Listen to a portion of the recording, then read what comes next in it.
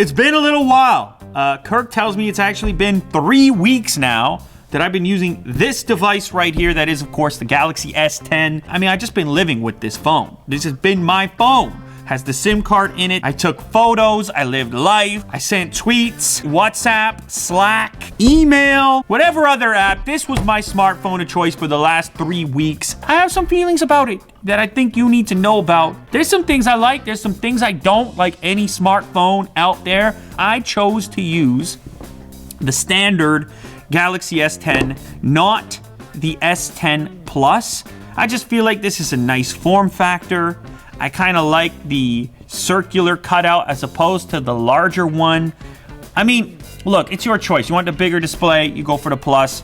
Otherwise, they're basically the same. First things first, what are you looking at? What greets you when you unlock this phone? It's the display. I mean, that's gonna satisfy anyone in the smartphone universe. Anyone in the segment, any fan that's out there, you, your nephew, your aunt, your uncle. If you want maybe the best display in the smartphone game, then you go with this phone. I mean, that's pretty standard stuff. You already knew it. I have a case on this phone, so it kind of diminishes the edge a little bit. After all, you know, Samsung has been curving these edges for a while now. Some people love it, some people less so. Actually, I really like this case. I forget the name of it. Got it off Amazon. Genuine leather. Yeehaw, ladies and gentlemen. That's rawhide, Willie do. Another big change for this particular model year, we now have more cameras than ever. That's correct. That's 3 lenses on the back. Of course, you're getting a wider angle view with these. I used it. I used that feature. I love that feature. In fact, the front-facing camera on this device is wider than I expected as well, so it's versatile. You can get a lot of shots. Of course, the camera itself, incredible in a number of different circumstances, with or without the wide. It's one of the best performers out there that I've used recently. I wouldn't put it quite at pixel level just because of the software, the isolation, the portrait effect, and so on. Not that I use that very much. I mean, for me, this camera, it's an easy pick, kind of like the display. Again, not much of a surprise here in Samsung's flagship device. You recall that this one features wireless charging, also wireless charge sharing. I'm a big fan of that. That's a cool feature to have. Now, normally I'd say that's just a novelty. You're not gonna use it very often, but in conjunction with the Galaxy Buds, this could be a feature that you use on a frequent basis if you choose those earbuds to go with this phone. While we're on the outside surroundings of the device here, I should also talk about this button over here. That's the Bixby button. Not a fan of Bixby myself. I'm never gonna use it. It has recently become remappable, so you can switch it to something else other than a Bixby launcher.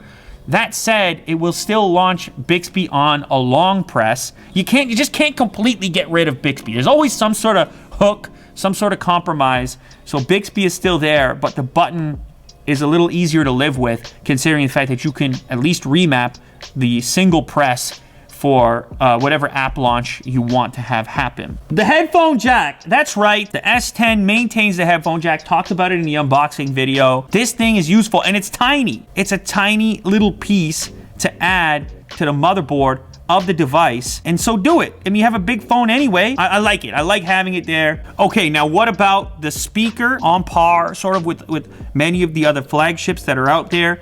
I'll give you a quick demo here. We'll boost this up.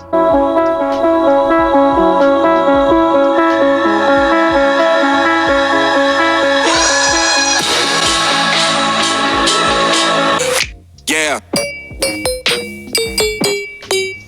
I mean, what can I say? Like, I don't know if it's the best that I've tested. There have been some loud ones come through here, but this is clear. You're gonna be satisfied with it as far as I'm concerned. Now, another thing, a lot of questions about this, the circular cutout, the pinhole, hole punch. A lot of people asking me, like, how much is that affecting you? Are you a fan of it? How does it compare to the notch? I prefer it, to be honest. If you're gonna give me this or a notch, I'll take this. Now, granted, I do feel the need to say, like, when it comes to face unlock, for example, there's way less tech in here than in the iPhone notch on the iPhone 10, 10s. You can't really compare them one to one.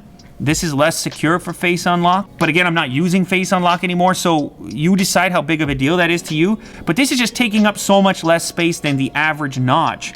And then on top of that, by pushing it over in the corner, for whatever reason, it just feels less abrasive to your day-to-day functionality. Like, I mean, you see it there, it's big, but your eyes are kind of used to seeing stuff up in this corner anyways, with the battery indicator and the Wi-Fi connection and so on, and whatever other notification indicators you have up there. So you're kind of pre-programmed to expect stuff up in the corner.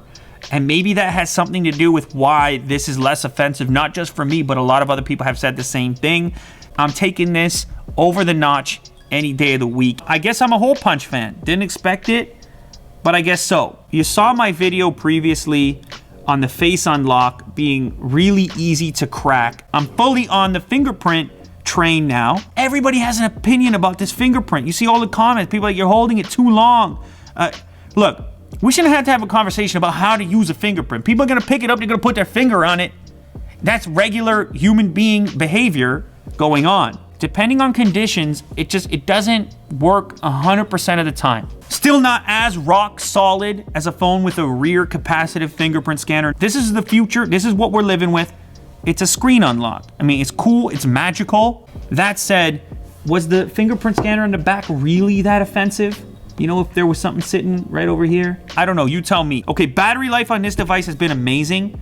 There's never been a day where I had to recharge before the evening. I've been really impressed by that. Performance is the same thing. It's super snappy, as expected. Everything is moving beautifully. I mean, it's the latest flagship specs. I turned off Bixby from the left swipe, so now I guess I got nothing going on. I'm a one-page kind of guy, at least with this current setup right here. I got the dark mode turned on. I adapted quite nicely to the One UI, Samsung's latest skin, which is like not even offensive anymore, so I'm a fan of that. Of course, I had to change the buttons, the nav buttons on the bottom to be the right way. Samsung, give it out of the box, please. It's about time, all right? Let's get it together. There it is. I mean, it's solid. It's a good time. It charges wireless or it charges quick over USB Type-C. One of the best displays in the game, one of the best cameras in the game with the versatility of the wide angle.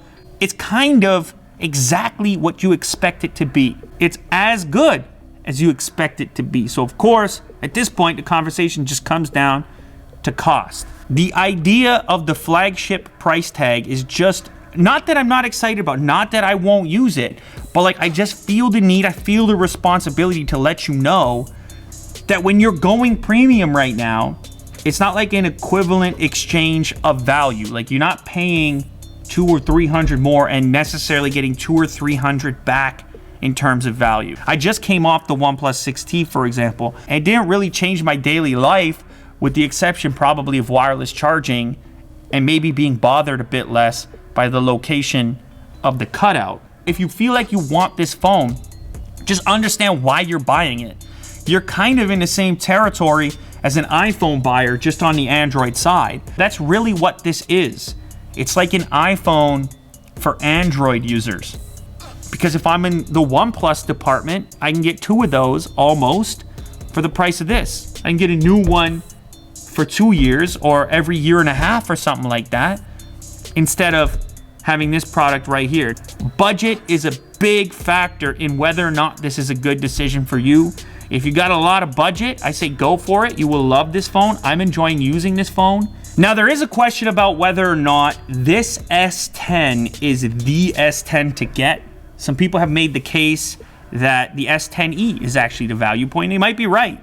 I mean, it definitely gets closer to some of those competitive products at the $500-600 price point. It's in a weird space. It's not really premium. It's not really budget. It's not really mid-range. Maybe I'll switch to that one next from this. I think this experience straight into the S10e experience will give me a nice 1-2 punch of like, did I notice the difference? Was I impacted in a big way?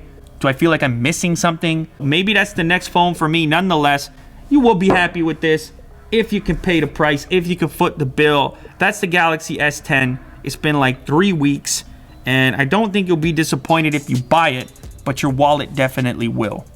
This episode is brought to you by Artlist. We've been subscribed to the service for the past 3 years, and we think it's the best music licensing service out there. Music comes from real indie artists, and the tracks are all bangers. Come check it out. This track's my favorite.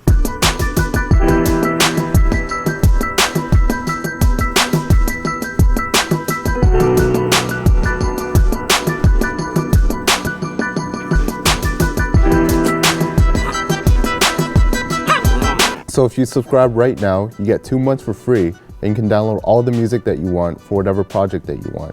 Check out the link below.